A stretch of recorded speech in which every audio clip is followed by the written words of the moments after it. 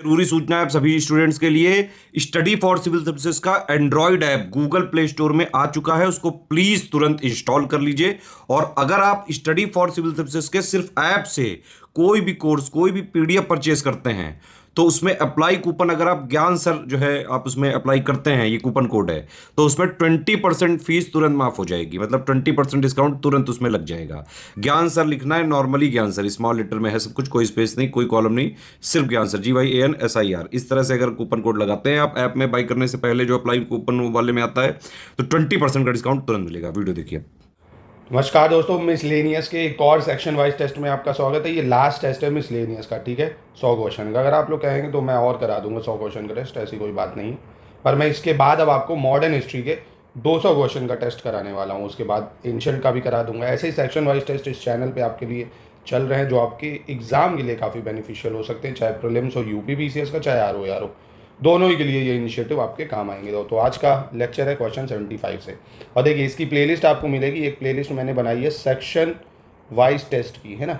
Section wise test करके एक playlist है, उसमें आपको सारे सेक्शन वाइज टेस्ट मिल जाएंगे, ज्योग्राफी के, मिसलेनियस के, जो भी और मैं डालूंगा उसमें। और अगर मिसलेनियस का कंप्लीट वीडियोज़ आप चाहते हो तो एक मिसलेनियस के मैंने टॉप 300 MCQ की प्लेलिस्ट बनाई है ना। उसमें 200 MCQ पढ़े, वो देखिए, 100 भी अपडेट हो जाते हैं तो मैं और डालूंगा उनको, ठीक है। इस चैनल को टेलीग्राम पे भी सब्सक्राइब कर लीजिए, UP BCS लेटेस्ट न्यूज़ को। और अगर आप हमारे पेड इनिशिएटिव से जुड़ना चाहते हैं तो आप हमारे पेड ग्रुप से जुड़ के कंप्लीट प्रिपरेशन कर सकते हैं। Test series, paid quiz, selection material सब कुछ ले सकते हैं। RO का तो 1200 रुपये में वीडियो प्लस आपका पूरा स्टडी मटेरियल चल रहा है, वो ले सकते हो आप, ठीक है। चलिए, तो क्वेश्चन 75 तो हो चुका है, 76 से आज हम लोग को देखना है। नवीनतम कौन सा डाटा है ये भैया?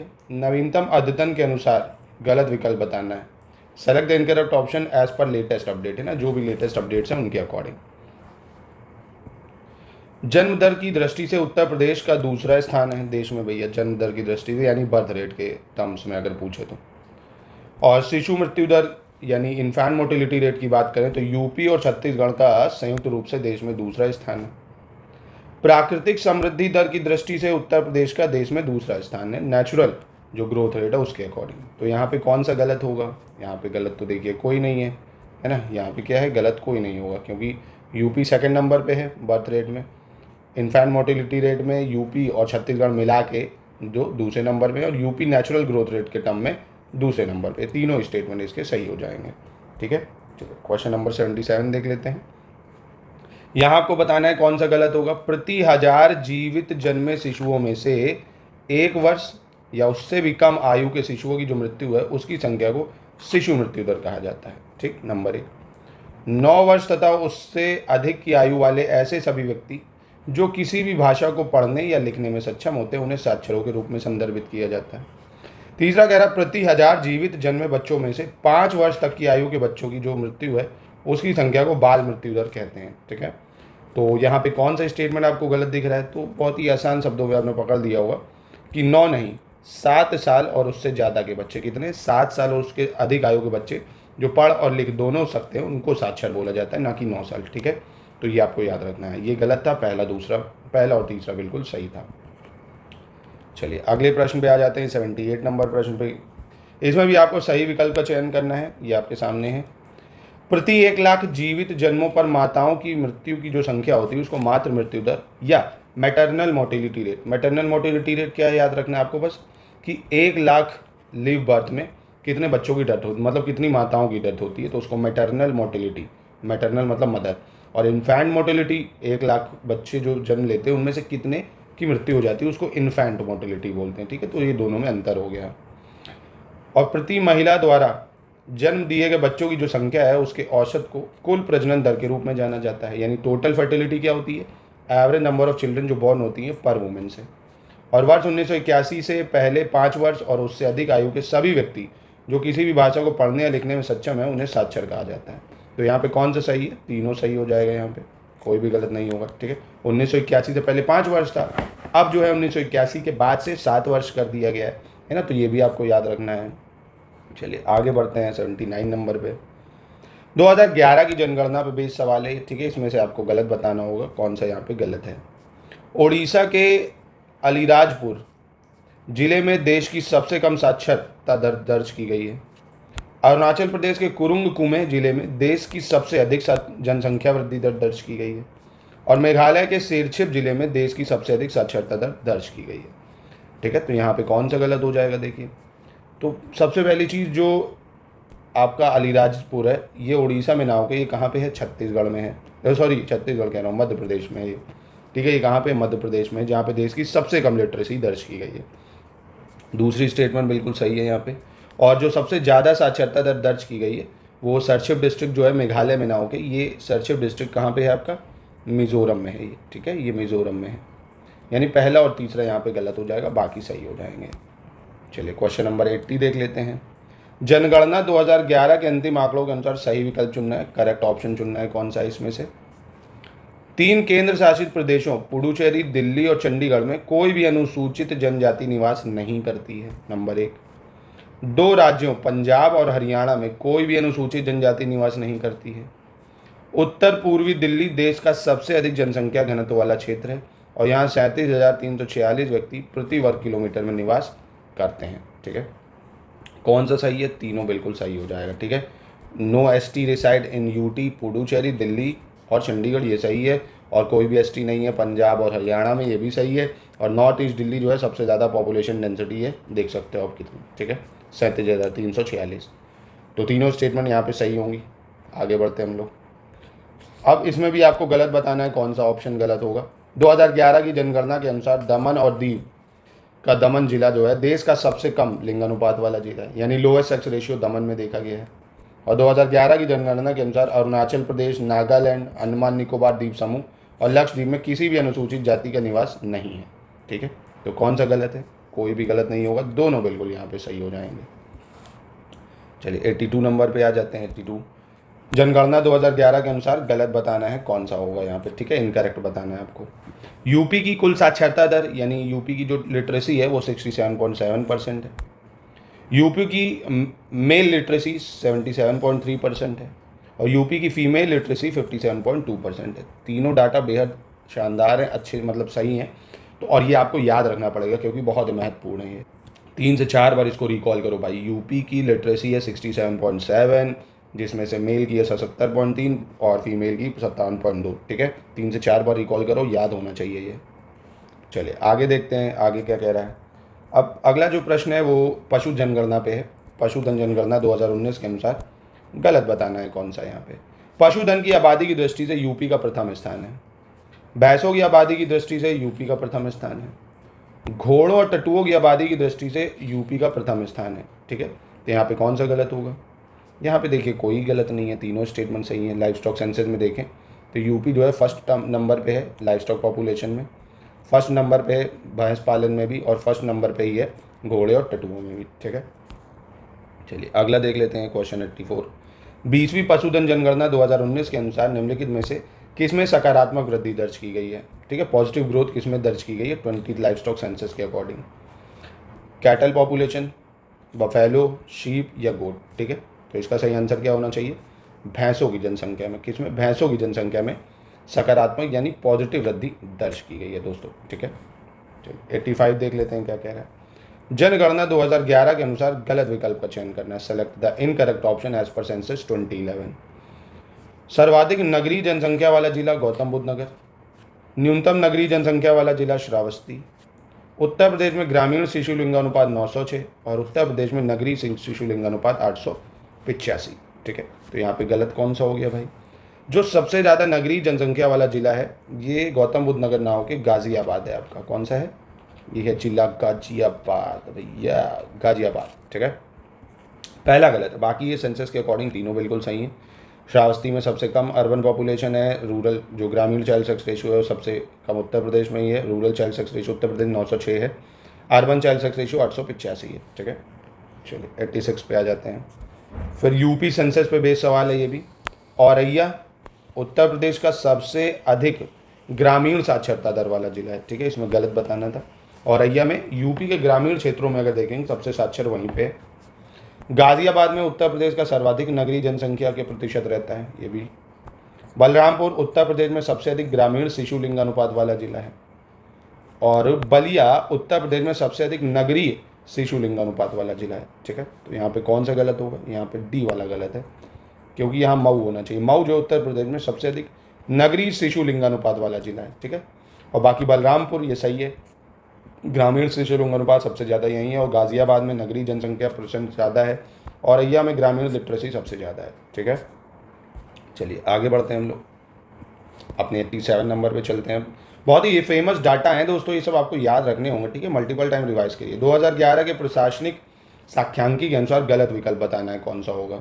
देश में जिलों की संख्या 640 थी, उप जिलों की कुल संख्या 5924 थी, नगरों की कुल संख्या 7933 थी, ठीक है।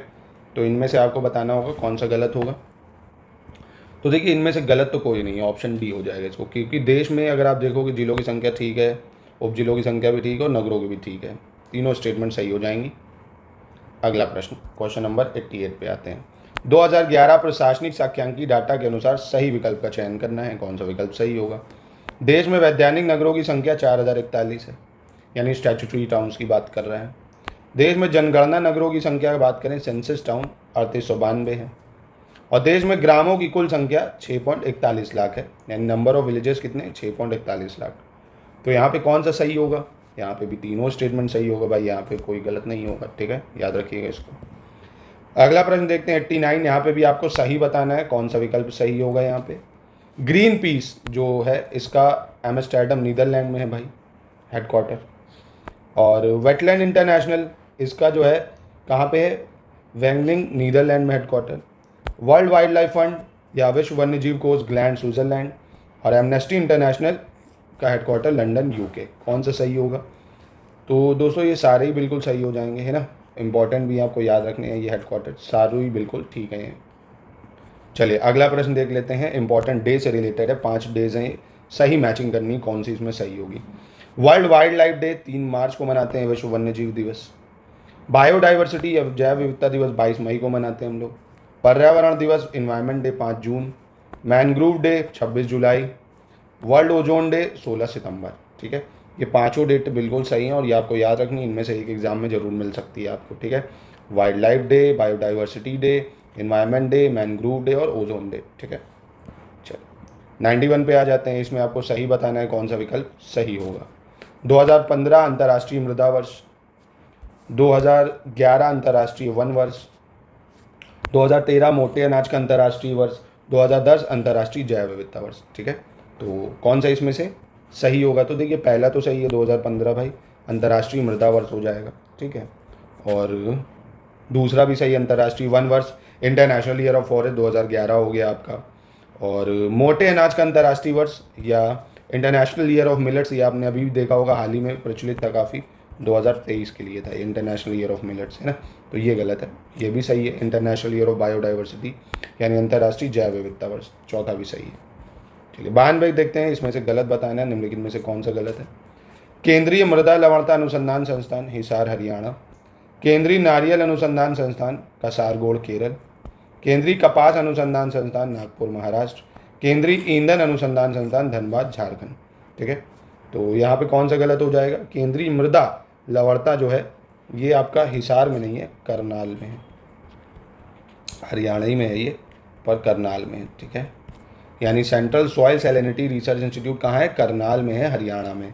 बाकी coconut research Kasaragod Kerala, cotton research Nagpur Maharashtra, fuel research Dhanbad Jharkhand, ठीक है। चलिए अगले प्रश्न की तरफ चलते हैं। क्वेश्चन 93 में बताना है आपको, सही विकल्प चुनना है कौन सा इसमें से सही होगा आपका। केंद्रीय भैंस अनुसंधान संस्थान Hisar Haryana, central buffalo research institute Hisar Haryana, केंद्रीय सड़क अनुसंधान संस्थान नई Delhi, central road research institute new Delhi, केंद्रीय वन अनुसंधान संस्थान Lucknow UP, central forest research institute Lucknow UP, केंद्रीय मत्स्य शिक्षा संस्थान शिमला हिमाचल प्रदेश, फिशरीज एजुकेशन शिमला हिमाचल प्रदेश। अब बताओ भैया कौन सा सही है। देखो भैंस अनुसंधान संस्थान हिसार में है, हरियाणा में, ठीक है। केंद्रीय सड़क अनुसंधान संस्थान दिल्ली में, ठीक है। केंद्रीय वन अनुसंधान संस्थान ये देहरादून में, बहुत फेमस, पढ़ा होगा आपने शायद, ये देहरादून में है ना, और ये एग्जाम में कई बार पूछ भी चुका है, उत्तराखंड में देहरादून। मत्स्य शिक्षा की बात करेगा तो ये मुंबई में है, कहाँ पे, मुंबई, ठीक है। यानी इसमें पहला और दूसरा सिर्फ सही हो जाएगा, याद रखिएगा इसको। चलिए क्वेश्चन नंबर 94 पे आ जाते हैं। इनमें से आपको सही बताना है कौन सा विकल्प सही होगा, विच स्टेटमेंट इज करेक्ट। राष्ट्रीय वनस्पति अनुसंधान संस्थान वाराणसी, भारतीय गन्ना अनुसंधान संस्थान कानपुर, केंद्रीय पशु अनुसंधान संस्थान मेरठ, केंद्रीय औषधि एवं सुगंध पौधा संस्थान झांसी। ठीक है, कौन सा सही होगा? चलो मैं बताता हूँ। जो बोटैनिकल रिसर्च इंस्टीट्यूट की बात कर रहा है, वनस्पति अनुसंधान संस्थान की बात कर रहा है, ये पहली चीज़ लखनऊ में है। कहाँ पे है? लखनऊ में। ठीक है, दूसरा गन्ना अनुसंधान संस्थान की बात कर रहा है जो, ये भी आपका लखनऊ में ही है। गन्ना अनुसंधान संस्थान कहाँ है? लखनऊ में ही है। केंद्रीय पशु अनुसंधान संस्थान की बात करेगा तो ये आपका कहाँ पे है भाई? मेरठ में, ये बिल्कुल सही है। और केंद्रीय औषधि अनुसंधान संस्थान ये भी आपका लखनऊ में है ना, याद रखिएगा इसको। यानी ये तीनों ही लखनऊ में है। एनिमल रिसर्च इंस्टीट्यूट मेरठ में है। ठीक है, चलिए इसको कालानुक्रम में लगाना है भैया, arrange them in chronological order. UN environment programme, international union of conservation of nature, international committee of red cross और वर्ल्ड फूड प्रोग्राम। ठीक है, कौन सा कब आया था? संयुक्त राष्ट्र पर्यावरण कार्यक्रम की शुरुआत होती है दोस्तों 1972 में नैरोबी केनिया से। ठीक है, प्रकृति के संरक्षण के अंतर्राष्ट्रीय संघ की बात करें तो ये 1948 में बनता है। इसका ग्लैंड स्विट्जरलैंड में हेडक्वार्टर है। और रेड क्रॉस की अंतर्राष्ट्रीय समिति 1863 में सबसे पहले यही बनती है और स्विट्ज़रलैंड में ही है, ये भी जिनेवा में, जिनेवा स्विट्ज़रलैंड में हेडक्वार्टर। विश्व खाद्य कार्यक्रम या वर्ल्ड फूड प्रोग्राम की बात करी जाए तो इसका हेडक्वार्टर रोम इटली में 1961 में बना था। और ये चारों इंपॉर्टेंट हैं, बहुत ज़्यादा ईयर इनके आपसे क्रोनोलॉजी में लगाने को दिए जा सकते हैं, तो ऑप्शन डी इसका सही हो जाएगा। ईयर याद रखना, 1972, 1948, 1863 और 1961। ठीक है, चलिए अब इसमें आपको सही बताना है कौन सा इसमें से सही होगा, ये पहचानना होगा आपको। नवीनतम खनिज डाटा पे बेस है। बॉक्साइड में प्रथम राज्य झारखंड, कोयले में प्रथम गुजरात, साधारण नमक में छत्तीसगढ़, ग्रेफाइट में उड़ीसा। तो आसान है। बॉक्साइड में दोस्तों नंबर 1 पे कौन है? बॉक्साइड में उड़ीसा है। बॉक्साइड में कौन है नंबर 1 पे? उड़ीसा। तो ये तो गलत हो गया। कोयले में नंबर 1 पे कौन है भाई? छत्तीसगढ़ है। कोयले में कौन है? छत्तीसगढ़ है। कोयले में आप लिखोगे छत्तीसगढ़। साधारण नमक में कौन है दोस्तों? गुजरात हो जाएगा, गांधी जी ने यहीं से नमक भी बनाया, दांडी मार्च गुजरात है। ग्रेफाइट के लिए प्राकृतिक ग्रेफाइट उड़ीसा बिल्कुल ठीक हो जाएगा। ठीक है, याद रखिएगा इसको। फिर से नवीनतम खनिज डाटा पे बेस सवाल है 2023 के, कौन सा विकल्प सही होगा ये बताना होगा। लॉ एस के मामले में प्रथम है उड़ीसा, लिग्नाइट में प्रथम है तमिलनाडु, क्वार्ट्स में प्रथम है राजस्थान। ठीक है, तीनों ही बिल्कुल सही हैं। ठीक है, आयरन और उड़ीसा, लिग्नाइट तमिलनाडु, क्वार्ट्स राजस्थान, तीनों सही हो जाएगा। 98 में आपको सही बताना है कौन सा है, पशुधन जनगणना 2019 के अकॉर्डिंग से। मवेशियों की आबादी की दृष्टि से उत्तर प्रदेश का दूसरा स्थान है मवेशियों में। भेड़ों की आबादी की दृष्टि से उत्तर प्रदेश का 10वां स्थान है। ऊँटों की आबादी की दृष्टि से उत्तर प्रदेश का 4था स्थान है। खच्चरों की आबादी की दृष्टि से उत्तर प्रदेश का 3रा स्थान है। ठीक है, तो यहाँ पे कौन सा आपका सही होगा? तो यूपी जो है मवेशियों में दूसरे पे, ठीक है। भेड़ों में की दृष्टि से यूपी 10वें पे, ठीक है। ऊँट की दृष्टि से यूपी 4थे पे, ठीक है। खच्चरों की दृष्टि से अगर देखा जाए दोस्तों तो यूपी का 3रा नहीं 4था स्थान होगा। कौन सा? 4था। 3 सही है यहाँ पे। ठीक है, चलिए क्वेश्चन नंबर 99 देख लेते हैं क्या कह रहे हैं। 17वीं उत्तर प्रदेश वन सर्वेक्षण रिपोर्ट 2021 के अनुसार गलत विकल्प का चयन करना है। कौन सा विकल्प गलत होगा? वन आवरण में सबसे अधिक जो कमी है वो सोनभद्र में दर्ज की गई है। वन आवरण में सबसे अधिक जो वृद्धि है वो सहारनपुर में दर्ज की गई है। और झाड़ियों का सबसे अधिक क्षेत्रफल मेरठ जिले में है। और राज्य में 4 जिलों में वनावरण की दृष्टि से मध्यम सघन वन नहीं है। ठीक, कौन सा गलत है भाई?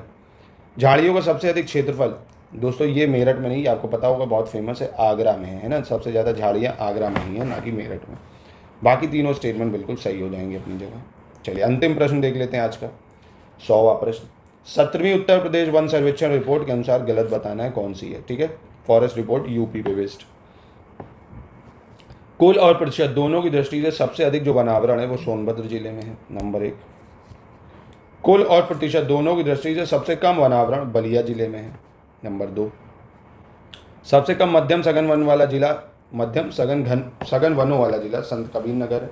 और जो सबसे कम खुले वन वाला जिला भदोही है। ठीक है, तो इनमें से कौन सा गलत हो जाएगा वो देख लेते हैं। तो आराम से बता सकते हो, कुल और परसेंटेज मतलब प्रतिशत दोनों की दृष्टि से जो सबसे ज़्यादा वन है सोनभद्र में, बिल्कुल सही है। और दोनों की दृष्टि से सबसे कम जो है ये भदोही में है, भदोही। ठीक है, यहाँ पे बलिया नहीं भदोही होना चाहिए था, तो ये गलत है। बाकी ये तीनों स्टेटमेंट बिल्कुल सही हो जाएंगे। ठीक है, तो ये हो गया आपके 100 मिसलेनियस के टेस्ट भी करा दिए, 200 क्वेश्चन का वीडियो भी पड़ा हुआ है, 100 क्वेश्चन का वीडियो और दे दूंगा। अब मैं आपको कराऊंगा कल से मॉडर्न हिस्ट्री का टेस्ट करेंगे हम लोग। बाकी मैंने इस पे ज्योग्राफी के मोस्ट इंपॉर्टेंट पूरी ज्योग्राफी कवर करा रहा हूँ लिस्टिंग के थ्रू, इंडियन और वर्ल्ड ज्योग्राफी पूरी। उससे आपको कम से कम 15 प्लस सवाल देखने को मिल सकते हैं। ठीक है, और 20 भी हो सकते हैं। और बायो में करा रहा हूँ, इसके बाद फिजिक्स केमिस्ट्री कराऊंगा, पूरी साइंस भी इसमें चल रही है। आप इस चैनल को लगातार फॉलो करके अपने बहुत सारे फ्री इनिशिएटिव का लाभ ले सकते हैं। देखिए, आपके लिए बहुत सारी चीज़ें इसमें पड़ी हुई है। बाकी हमारे पेड ग्रुप से जुड़ के स्टडी फॉर सिविल सर्विसेज से आप और भी एक्सक्लूसिव चीज़ें लेके अपनी तैयारी को अच्छा कर सकते हैं।